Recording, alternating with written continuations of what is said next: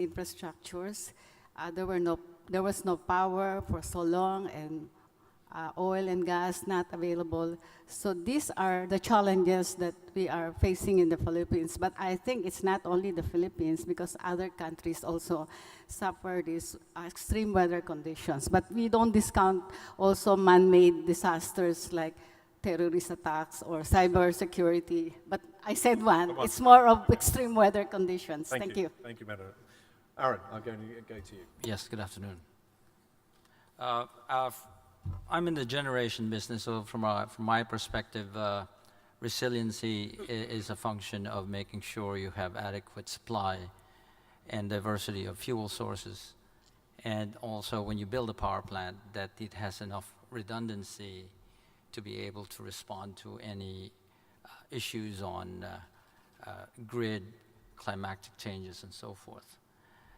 The issue is we are able to address the diversity of fuel supply. We're able to address the issue of the building redundancies to be able to be resilient. But what we're unable to address is when you go to the market, this is the market price resiliency and reliability.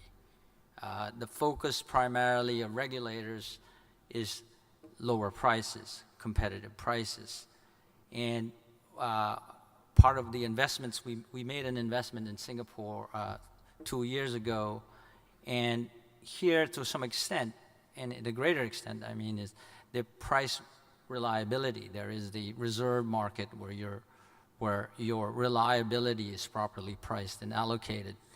So I think that for us, resiliency will be available from a point of view of generation, provided that there's adequate pricing for that resiliency and reliability.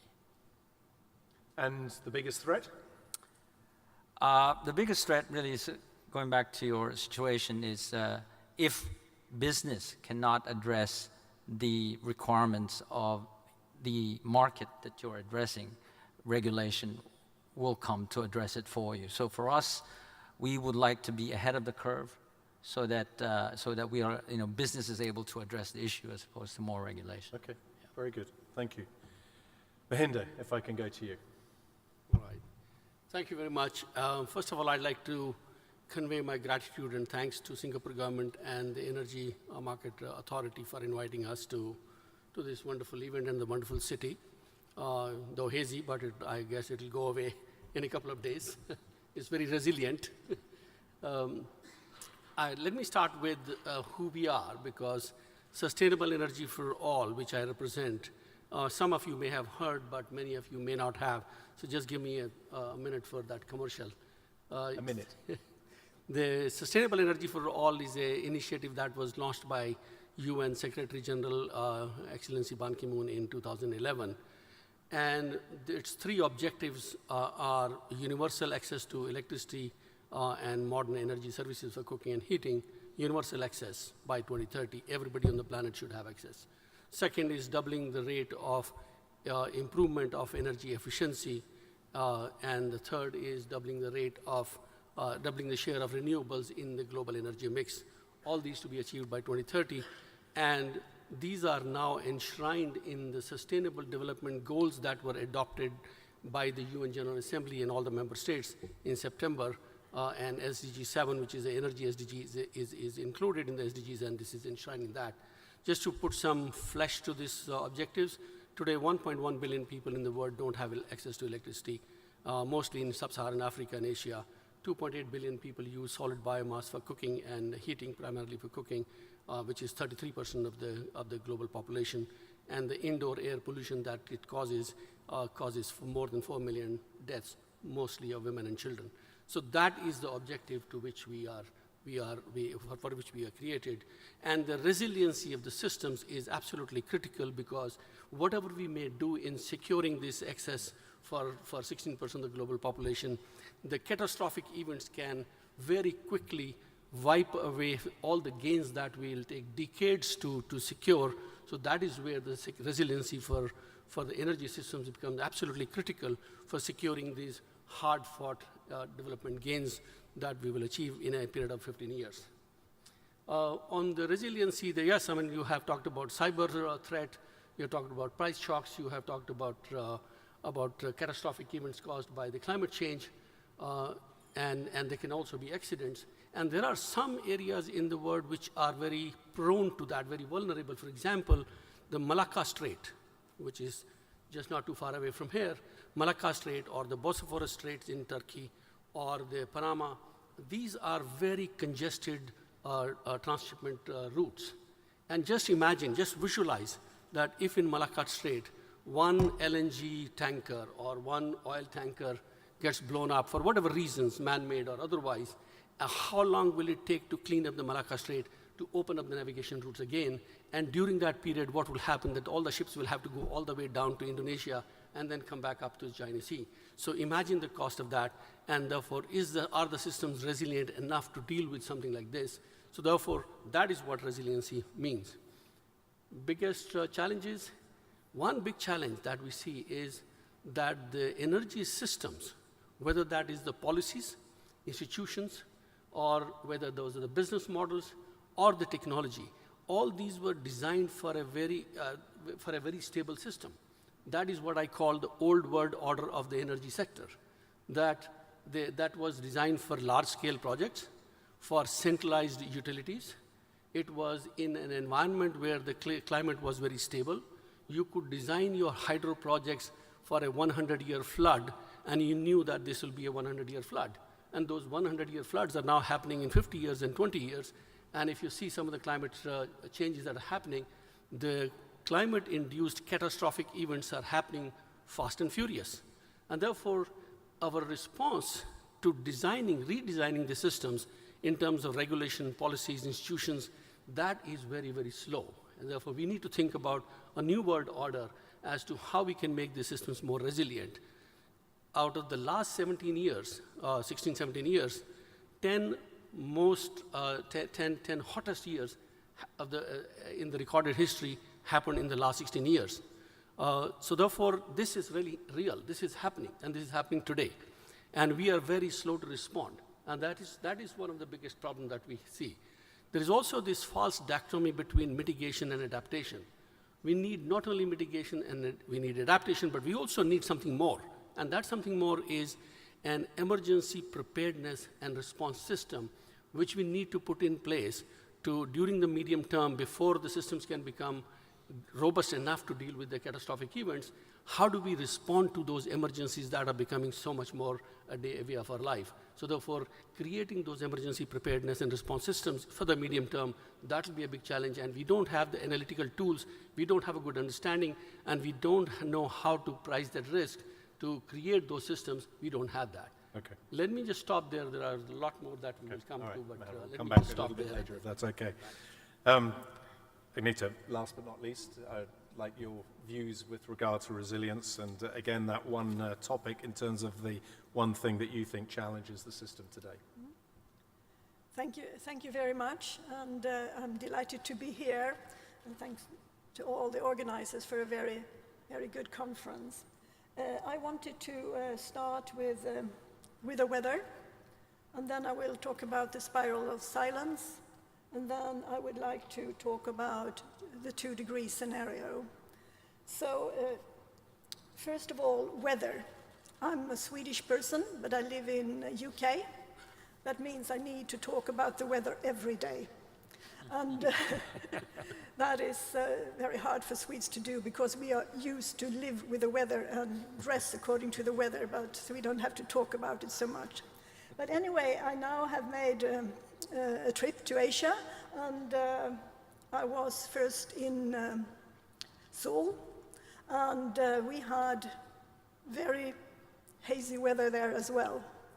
And in this case, it was air pollution from China. And one of the research director from the Research Institute, he said, "Oh, you are from Sweden? I was in Stockholm 3 days ago, and you know, they had blue sky, very blue sky." And I think that is important. Some people have forgotten how a blue sky looks. And also, Of course, Singapore, I don't need to talk about the weather here. We all experience the weather, and we all know why it's like this. But I wanted to mention Beijing. I was in Beijing last year at the same time as the APEC meeting in Beijing. And I must tell you, there was blue sky. But the reason, there were several measures that were done, and that was people were given public holiday, offices were closed, transportations was extremely limited, and factories closed down a week before the meeting in order to create the blue sky, the APEC blue. So my message is that if we have more nuclear power, we will have nuclear blue, and then that means factories can work, and people can work, and traffic can still go on. So this is the starting point about the weather. Then I would like to mention the spiral of silence as well. Nuclear energy is, in one way, a very small energy source, but it still provides 11% of the electricity in the world. But it's sometimes not mentioned. It can go very long periods, even if we are talking about energy, it's not mentioned. And I'm thinking about why is it not mentioned? It's because people think if you start to talk about nuclear, you will get opposition, you will get hard questions, it's not so popular. Some governments will not mention the word nuclear energy. But there is much more support than you believe. If we look in the US, there is a strong support for nuclear. We can look in Sweden, there's a strong support for nuclear. In UK, a strong support for nuclear.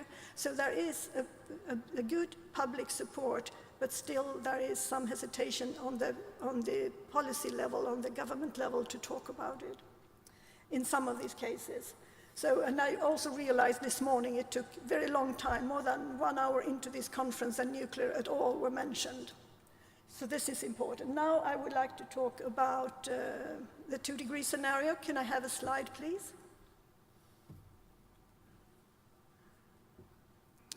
And this is a key slide, because when we are talking about resilience, one of the things are climate change. And resilience for the future is, of course, that we are able to deal with climate change. And the target that is set is 2 degrees. That is 450 ppm. And the IEA is doing 3 scenarios for the future. Business as usual, or a scenario where you sort of give up everything on climate change, you don't do more, you do less on climate change. And there is one scenario, only one scenario, which meets the target for 2050. And this is the one that is shown on this graph. And you know, we are just in the beginning of the graph, and if you see how it has to develop, it has to be a lot of gas with carbon capture and storage, coal with carbon capture and storage. It has to be much more solar, much more wind. And also it has to be a lot more nuclear. So it has to be more than double as much nuclear as it is today. And also, if we have a growing population, we have electricity transports, and maybe some of the other technologies on this graph will not develop that fast. Nuclear has to pick up the slack and do more, because nuclear is a proven technology to decarbonize. There are some first movers, and you think first and when? That already in the 1980s, there were countries that reduced their carbon emissions. And that's like Sweden, Switzerland, France, and also Ontario in Canada. They've all totally decarbonized their electricity sectors. So they're more than 90% carbon-free. And there is no country in the world that has decarbonized without using nuclear. So I wanted to bring that into the discussion, because all in transitions, I think this is extremely important for us. Then there is, of course, countries that are moving now, and have moved also for already 10, 20 years, like, I have to now go to my list. And some have started nuclear a long time ago, but South Korea is strong on developing and building nuclear, Russia, China, India, UK, Finland, UAE, USA, Brazil, and Slovakia, just to mention countries that are right now working hard on this. 2/3 of the world population are living in countries using nuclear. So what is resilience and the threats? For me, there's two threats. One is a short-term, one is a long-term. Climate change is definitely the long-term threat, and we have to deal with it now. The short-term threat is that decisions are not taken in time.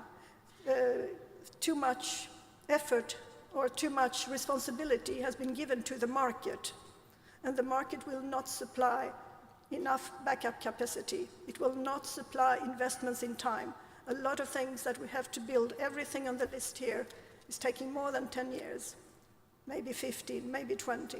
And these decisions are not coming on time. So that short term that is there, and that we think that the market will be responsible is a big threat. Thank you. Thank you very much indeed. And obviously some interesting components there. But if I can pick up on the last one, and maybe Aaron, come to you, because it's about a market issue, because you made the point that, you know, obviously one of your challenges as someone who's involved in the generation business is making sure that, you know, we price in resilience. Correct.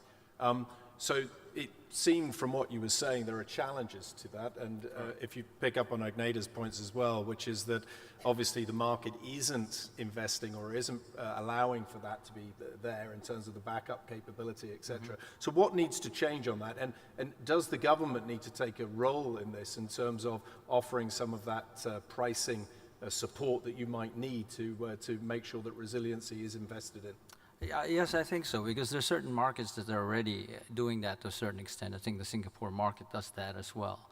I think it's a function of taking a look at other markets that do, and implementing a market design that does price resiliency and reliability, and penalizing the other side, those who are unreliable and cause system disruption. In Singapore, that system is in place. So. There are market designs that are already operating, so it's a matter of implementing them and making sure that they are enforced. And when you look across the ASEAN overall, is this a development that you see in many markets, or are there some challenges to some of the markets? Yeah, in ASEAN, I think the Philippines is going contestable and going more market-oriented policies. The others are still significantly single buyer models, like Indonesia, Thailand. So I think that there is in the late 1990s, when they're formulating the privatization effort in the Philippines, that